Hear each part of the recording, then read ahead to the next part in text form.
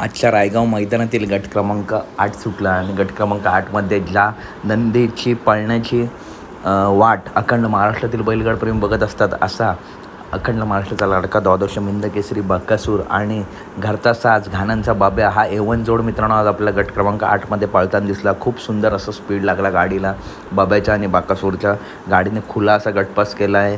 पित्री लाईव्हवरती live प्रक्षेपण आहे मित्रांनो. खूप कमेंट येतात की दादा तू व्हिडिओ काढत नाहीस. तर मित्रांनो पित्री लाईव्ह आणि STC लाईव्हचं ओरिजिनल कंटेंट आहेत तरीसुद्धा आपण टाकायचो, परंतु STC लाईव्हवरची कॉपीराईट आल्यामुळे मित्रांनो मी तुमच्यापर्यंत अपडेट पोचवत असतो. कारण आपले काही बकासूर प्रेमी असतील, मथुर प्रेमी असतील, हे जॉबवरती असतात, त्याच्यामुळे त्यांच्यापर्यंत अपडेट आपण पोचवण्याचं काम करतो. व्हिडिओ तुम्हाला मी गट क्रमांक सांगत जाईल.